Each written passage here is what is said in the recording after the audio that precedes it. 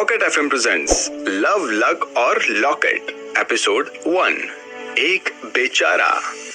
एक साधारण इंसान की सैलरी लिमिटेड हो सकती है, पर उसके सपने और किस्मत भी लिमिटेड हो, ऐसा कोई रूल नहीं बना। वरना गरीब अली बाबा को खुलजा सिमसिम वाली गुफा क्यों मिलती? क्यों चिराग का जिन मुफलिस अलादीन को आका कहकर बुलाता? सिंपल फंडा है जी, अल्लाह मेहरबान तो गधा पहलवान। वैसे एक पैदाइशी 2 पैर वाले गधे के बारे में बताऊं, नाम आदित्य।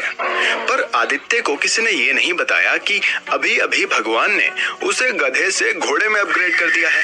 और घोड़ा भी कैसा, लंबी रेस का। अपने घोड़े वाले रोल से अनजान आदित्य अपनी छोटी सी दुकान के काउंटर पर बैठा अपने गले में लटके हुए लॉकेट के साथ खेल रहा है। ये लॉकेट आदित्य के पास उसके दादाजी की आखिरी निशानी है। तभी आदित्य के कानों में एक बेहद बेसुरी आवाज सुनाई पड़ती है। अरे ओ आदित्य, नाकारा के साथ साथ बहरा भी हो गया है क्या? यह आवाज सुनते ही आदित्य अपनी जगह पर खड़ा हो जाता है, क्योंकि ये बेसुरी आवाज किसी और की नहीं बल्कि आदित्य की सास महेश्वरी की है। महेश्वरी की आवाज जितनी बेसुरी सुनाई देती है, उससे कहीं ज्यादा बदसूरत महेश्वरी की शक्ल है, जिसे वो हमेशा मेकअप की दुकान से ढककर रखती है। अपने अतरंगी और लेटेस्ट फैशन के कपड़ों में टिप टॉप रहने वाली महेश्वरी को आदित्य की छोटी सी दुकान में आना अपने स्टेटस के खिलाफ लगता है। पर क्या करें, उसकी भी मजबूरी है। आखिरकार आदित्य उनका दामाद जो है। आदित्य महेश्वरी का स्वागत करते हुए पूछता है, मम्मी जी आप, कुछ काम था तो मुझे बुला लेती। पर महेश्वरी को आदित्य के सवाल का जवाब देना ठीक नहीं लगा। महेश्वरी अपने एटीट्यूड के साथ दुकान में दाखिल होती है और तिरस्कार भरी नजरों से दुकान में रखे सामान और फिर आदित्य को देखती है, जैसे कह रही हो, उफ, ये कबाड़ खाना और ये कबाड़ी। आदित्य महेश्वरी के मन की बात सुन लेता है, पर महेश्वरी को इस बात से कोई फर्क नहीं पड़ता, क्योंकि उसे लगता है कि आदित्य जैसे फटीचर इंसान के साथ शादी करके उनकी बेटी तानिया की जिंदगी बर्बाद हो गई है। आदित्य फिर एक बार महेश्वरी से पूछता है, मम्मी जी आपने बताया नहीं, आप दुकान पर कैसे, कुछ काम था? इस बात पर महेश्वरी भड़क उठती है और आदित्य को डांटते हुए कहती है, अपना मुंह खाने के लिए ही खोला करो, तभी अच्छे लगते हो। पता नहीं मेरी बेटी तानिया तुम्हारे साथ कैसे जीती है। आदित्य इस बात पर महेश्वरी को ऊंची आवाज में जवाब देना चाहता है कि वो और तानिया तो प्यार से ही जीना चाहते हैं, लेकिन हर बार महेश्वरी कबाब में हड्डी का काम करती है। पर आदित्य अपने मुंह पर ताला लगाकर चुपचाप वहां खड़ा रहता है। वैसे भी आदित्य ने एक बात नोटिस की थी, जब से महेश्वरी ने शहर में अपना फास्ट फूड रेस्टोरेंट खोला है, तब से उसका बिहेवियर बदल गया है। और क्यों ना बदले, वो रेस्टोरेंट से तगड़ी रकम कमा रही थी और एक आदित्य था जिसकी रोज की कमाई 1000 के अंदर सिमट जाती थी। आज भी महेश्वरी देवी ने काउंटर से कैश निकाल कर देखा। सिर्फ 400 रुपए? 400 रुपए में क्या होता है? महेश्वरी को समझ नहीं आ रहा था कि वो कैसे रिएक्ट करे। महेश्वरी का चेहरा देखकर आदित्य भी ये बात समझ जाता है और अपनी सफाई में कहता है, मैं कोशिश तो कर रहा हूँ। बस आदित्य का इतना कहना था और महेश्वरी देवी ने बात पकड़ ली। कोशिश? 400 रुपए कमाने को कोशिश नहीं कहते दामाद बाबू, वो तो आप घर जवाई हो इसलिए घर के खर्चे नहीं लगते, वरना अब तक आपको आटे दाल का भाव पता लग गया होता। महेश्वरी इतने पर ही नहीं रुकती और आगे कहती है, अगर मेरे ससुर रंजीत राणा ने तानिया की शादी की शर्त नहीं रखी होती तो हम इतनी जल्दबाजी में तानिया की शादी कभी नहीं कराते, और तुमसे तो कभी भी नहीं। ये बात सुनते ही आदित्य का मुंह लटक जाता है। आदित्य को ये समझ नहीं आता कि शादी कराने वाली महेश्वरी थी और घर जमाई की शर्त रखने वाली भी वही थी। और ऐसा भी नहीं था कि महेश्वरी को आदित्य के पास्ट, नेचर या फैमिली बैकग्राउंड का कुछ पता नहीं था। तो फिर अब ये कहने का क्या मतलब है? और वो भी तब जब आदित्य और तानिया की शादी को 4 साल हो गए हैं। पर आज महेश्वरी तो जैसे रुकने का नाम ही नहीं ले रही थी। महेश्वरी को लगता है कि आदित्य मुंह लटकाने का नाटक कर रहा है, तो वो आदित्य को वार्निंग देती है, ये रोने धोने का झूठा नाटक जाकर तानिया के सामने करना, मेरे सामने नहीं। मैं तानिया की तरह बेवकूफ नहीं हूँ जिसे तुम ये नकली आंसू दिखाकर बहका लोगे। समझे? मैं तुम जैसे लोगों को अच्छी तरह समझती हूँ। महेश्वरी 400 रुपए वापस काउंटर में रख देती है और साथ में एक डेबिट कार्ड भी। ये देखकर आदित्य महेश्वरी से कहता है, ये आप कौन सा कार्ड रख रही हैं? महेश्वरी अपना ताव दिखाते हुए कहती है, इस कार्ड में 1 करोड़ रुपए का बैलेंस है। जब तानिया के दादा अपने 60 साल पूरे कर लेंगे तो तुम तानिया को तलाक देकर इस कार्ड का इस्तेमाल कर सकते हो। ये सुनकर आदित्य को एक झटका लगता है और वो हक्का बक्का रह जाता है। 1 करोड़? मतलब मम्मी जी, आप मुझे तानिया को तलाक देने के बदले पैसे दे रही हैं? या फिर आप अपने पैसों की धौंस जमाकर मुझे फिर से नीचा दिखाने की कोशिश कर रही हैं? इसके बाद आदित्य ने वो कार्ड महेश्वरी को देते हुए कहा, ये कार्ड लेकर प्लीज आप यहां से चली जाइए। इस पर महेश्वरी बस इतना जवाब देती है, ये दुकान भले ही तुम्हारी हो पर हुक्म तो यहाँ मेरा ही चलेगा। इतना कहकर महेश्वरी आदित्य की दुकान से बाहर निकल जाती है। पर महेश्वरी की बातें, उसका व्यवहार आदित्य को कचोटता रहता है। आदित्य को समझ में नहीं आता कि आखिर कब तक उसे ये जिल्लत झेलनी पड़ेगी।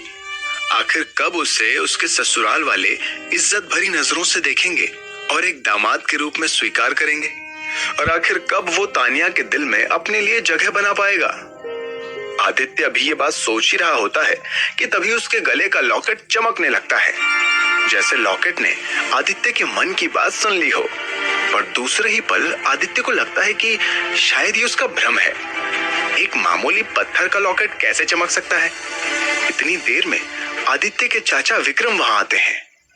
शरीर से बूढ़े, सफेद लंबी दाढ़ी, सिर पर गिने चुने बाल और कंधे पर एक बड़ा सा एल्यूमिनियम का बॉक्स। विक्रम को देखकर कोई भी कह सकता है कि बंदे ने पूरी जिंदगी मेहनत के सिवा कुछ नहीं किया है। विक्रम दुकान के दरवाजे से ही आदित्य को आवाज देते हैं, क्या आदि, लगता है आज फिर से तेरी सास ने तेरी क्लास लगाई है। विक्रम की आवाज सुनते ही आदित्य के चेहरे पर एक मुस्कान आ जाती है। और क्यों ना आए, बरसों से अपने गांव धवलपुर में चाचा भतीजा एक साथ रहे हैं। आदित्य विक्रम का हाथ पकड़कर उन्हें दुकान के अंदर ले आता है और चेयर पर बैठा देता है। फिर आदित्य उनसे पूछता है, चाचू कैसा चल रहा है आपका कचौरी बेचने का काम? इस बात पर विक्रम अपने एल्यूमिनियम के बॉक्स की तरफ देखते हुए मजाक में कहते हैं, पूरा हिमालय खरीद सकूं इतना जोरदार। इस बात पर चाचा भतीजा दोनों हंस देते हैं। आदित्य को इस तरह खुले मन से हंसते हुए देख विक्रम उसकी तरफ देखते ही रहते हैं। वो आदित्य की हालत से अनजान नहीं थे। आदित्य की शादी एक बहुत बड़े स्टेटस वाले परिवार में हुई थी। आदित्य के ससुराल वाले सब पढ़े लिखे थे और उनके सामने आदित्य की कोई तुलना नहीं की जा सकती थी। तानिया बहुत ही पढ़ी लिखी और होनहार लड़की थी। आदित्य की सास महेश्वरी भी बड़े रुतबे वाली है और आदित्य के ससुर भंवर सिंह का तो पूरे शहर में बड़ा नाम है। उनके परिवार के सभी लोग अपनी अपनी लाइफ में नाम, दाम और स्टेटस के साथ सेट हैं। बस एक आदित्य था जो इस छोटी सी दुकान में अपने वजूद को साबित करने की जद्दोजहद में लगा हुआ था। विक्रम प्यार से आदित्य के सिर पर अपना हाथ रखते हुए कहते हैं, मुझे पता है कि तुम खुश नहीं हो। इस बात का आदित्य कोई जवाब नहीं देता और अपना दर्द छिपाता हुआ वहां से उठकर कैश काउंटर से 400 रुपए निकालकर विक्रम के हाथ में रख देता है। चाचू, मैं भी जानता हूं कि आपका कचौरी बेचने का काम कुछ खास नहीं चल रहा। इससे पहले कि विक्रम पैसे अपने हाथ में पकड़े, एक हाथ बीच में आ जाता है। ये देखकर विक्रम और आदित्य दोनों हैरान रह जाते हैं। ये और कोई नहीं बल्कि विक्रम का 20 साल का बेटा मोहनीश है, जो जिंदगी का मजा सिगरेट के पफ के साथ लेने में विश्वास रखता है। मोहनीश मुस्कुराकर पैसों को अपनी जेब में रख लेता है। विक्रम को मोहनीश का ऐसा बर्ताव बिल्कुल अच्छा नहीं लगता और वो गुस्से में कहते हैं, ये क्या बदतमीजी है, पैसे मुझे दो। इस पर मोहनीश हंसते हुए कहता है, पैसे मेरी जेब में रहें या आपकी, क्या फर्क पड़ता है पापा। घर तक जाने का भाड़ा और खाने पीने का बंदोबस्त हो गया, यही अच्छी बात है ना। ये सुनते ही विक्रम थोड़ा भड़क जाते हैं और मोहनीश से कहते हैं, तुम अपनी ये फालतू बातें बाहर जाकर करो। और इसी बीच मोहनीश अपनी जेब से सिगरेट निकालता है। ये देखकर विक्रम उसके हाथ से सिगरेट छीन लेते हैं। मैंने कितनी बार कहा है दुकान में सिगरेट मत पियो, आदित्य को सिगरेट के धुएं से एलर्जी है। लेकिन मोहनीश विक्रम की बात नहीं मानता और जेब से दूसरी सिगरेट निकालने लगता है। विक्रम गुस्से में मोनिश का हाथ पकड़कर उसे दुकान से बाहर ले जाते हैं। आदित्य भी उनके पीछे पीछे चल देता है। दुकान के बाहर पहुंचते ही विक्रम मोनिश पर चिल्लाने लगते हैं। आदित्य विक्रम को गुस्से में देखकर उन्हें शांत करने की कोशिश करता है, लेकिन विक्रम गुस्से में आग बबूला हो जाते हैं। वहीं दूसरी तरफ मोनिश पर विक्रम की किसी भी बात का कोई असर नहीं पड़ रहा होता। वैसे भी उसके लिए तो ये रोज की बात थी। इसी बीच अचानक आदित्य के सिर में तेज दर्द उठता है। आदित्य दर्द के मारे अपना सिर पकड़कर पीछे हटने लगता है। धीरे धीरे आदित्य की आंखों के सामने धुंधलापन छा जाता है। आदित्य को ऐसा लगता है जैसे वो बेहोश होने वाला है, लेकिन तभी अचानक आदित्य की आंखों के सामने विक्रम का चेहरा आता है। आदित्य विक्रम के चेहरे को देखकर पूरी तरह डर जाता है, क्योंकि वो पूरी तरह खून से लथपथ होता है। इससे पहले कि विक्रम कुछ समझ पाता, विक्रम के माथे पर एक अजीब सा लाल निशान उभरने लगता है, जिसे देखकर आदित्य सन्न रह जाता है। आदित्य को अपनी आंखों पर विश्वास नहीं होता। आदित्य घबराहट में विक्रम का नाम लेकर जोर से चिल्लाता है, विक्रम चाचू। आदित्य की आवाज सुनकर विक्रम और मोहनिश भौचक के रह जाते हैं। फिर आदित्य तेजी से विक्रम के पास आकर पूछता है, चाचू आपके चेहरे पर ये खून कैसा? आदित्य की बात सुनकर विक्रम घबराकर अपने चेहरे पर हाथ फेरते हैं, लेकिन विक्रम को अपने चेहरे पर कोई खून नजर नहीं आता।